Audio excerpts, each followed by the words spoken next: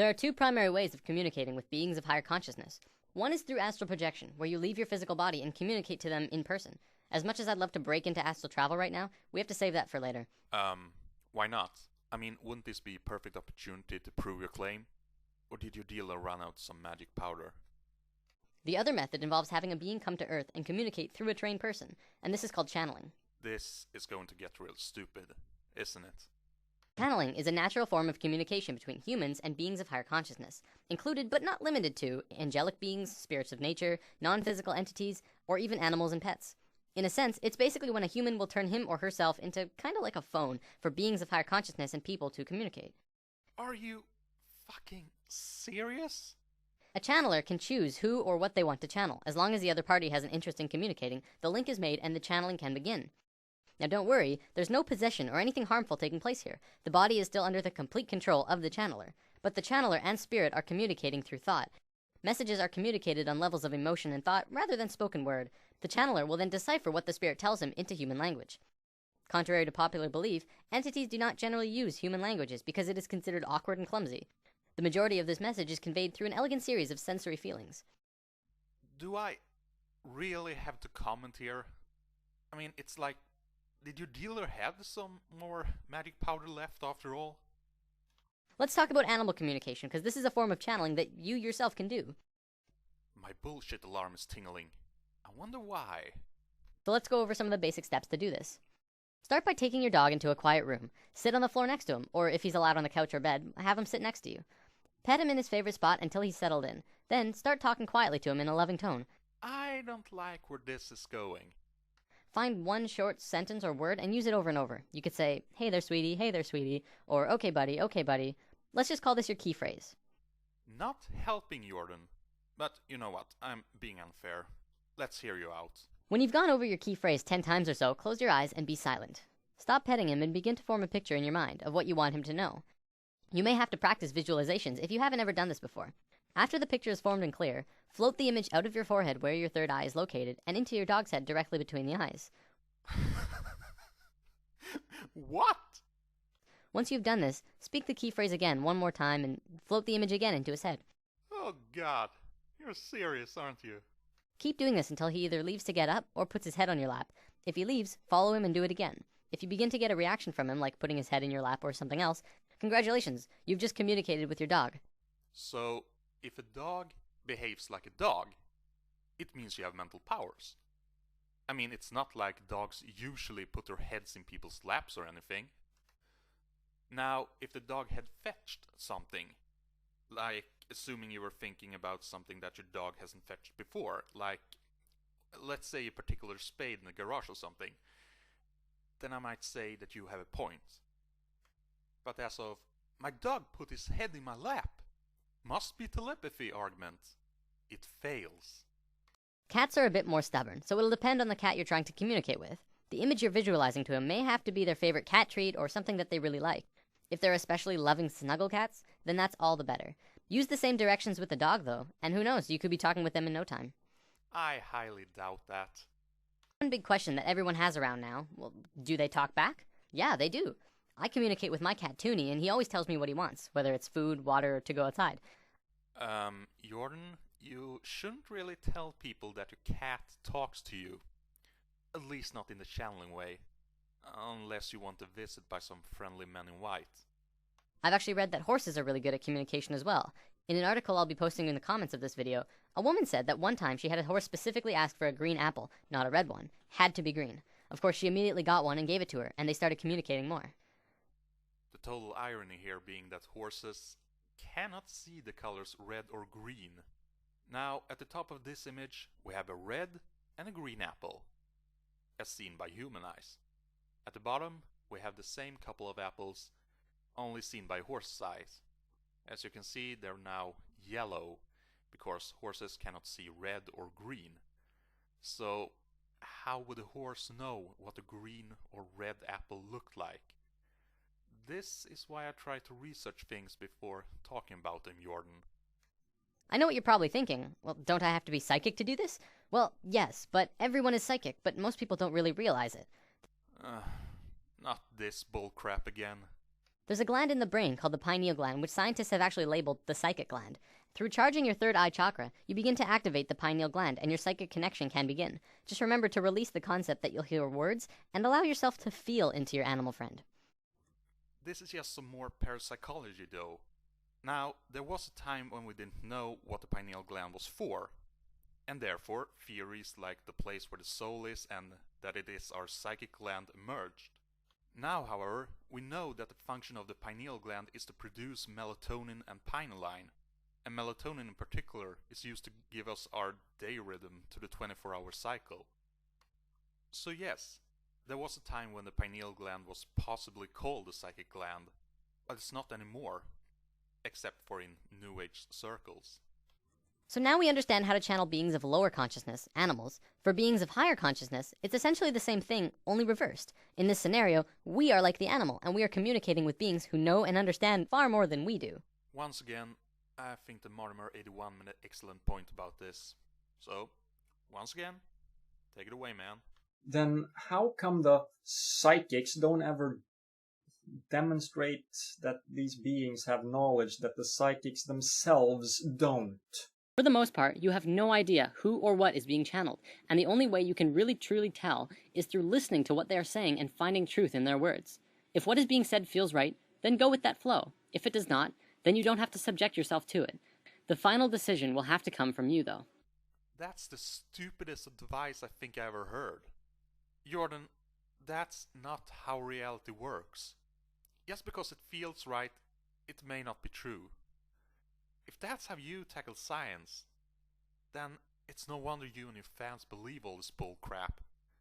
Life is not an endless field of flowers and rainbows. Sometimes life sucks, and that's reality. Everyone channels differently as well. Sometimes channelings are quite boring, as the channeler will just lay down and connect internally and just let the information fly. Other times, the connection between the beings is stronger, and they'll walk around the room and talk and be quite lively. Then there's people like this.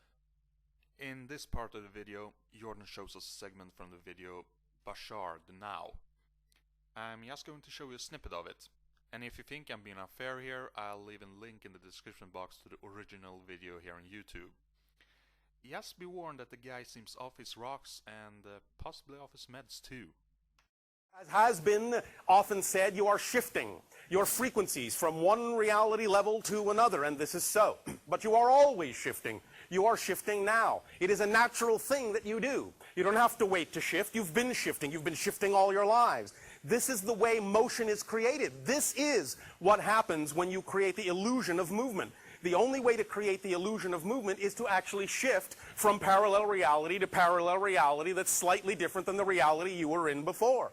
So you're shifting now, you're shifting now, you're shifting now, you're shifting now, you're shifting now. Through constantly shifting parallel realities. The idea is that you don't notice this so much because each new reality you shift to is very similar to the one you were existing in before. The fuck?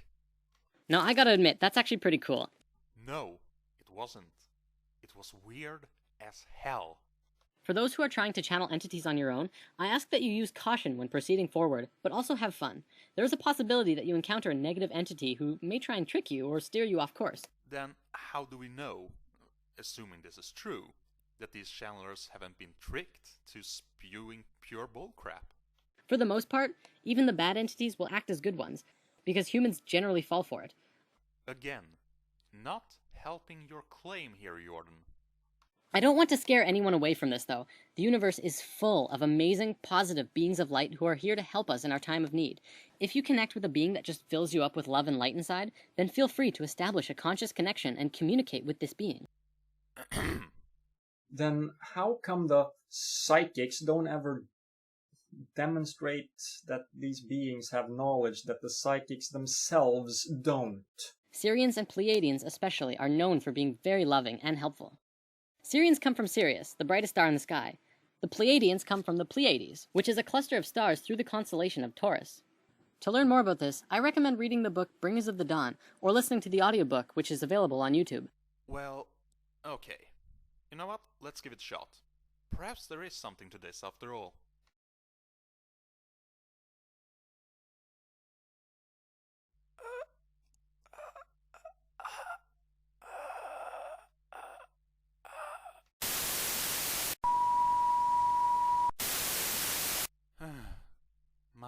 God, that was mind-numbing. According to this book, there is advanced life in the Pleiades. Now, for those who don't know, the Pleiades is an open star cluster in our own galaxy.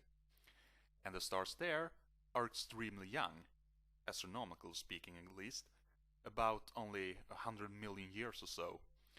And like most open star clusters, the Pleiades will not stay gravitationally bound forever.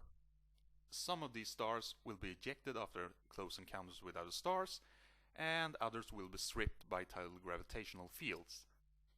It's suggested that the cluster will take about 250 million years to disperse.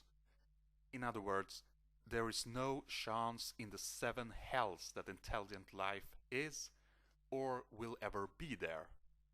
A lot of the information in spirit science does actually come from channeling. In other words, you get your info from people talking out of their own asses, and not by peer-reviewed studies. Why am I not surprised?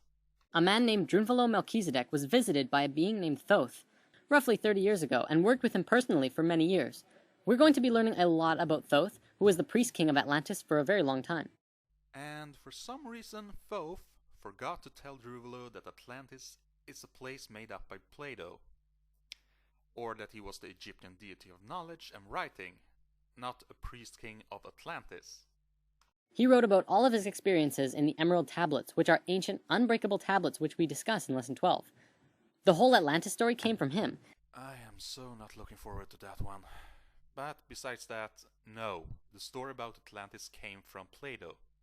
And once again, I think that Mortimer explained it best in his Atlantis video. Links down in the description box.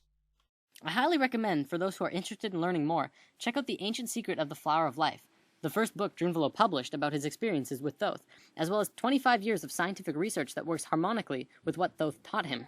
No, thank you. The last book was so mind-numbingly stupid that I fear that this one may cause me some brain cancer.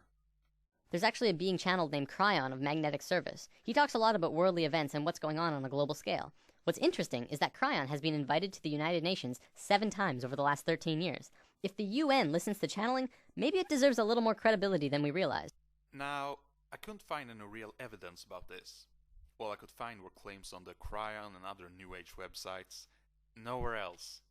I also found a photo of Lee Carroll, the guy who claims to be channeling Cryon, outside the UN building. There are no photos or videos of him inside the actual building.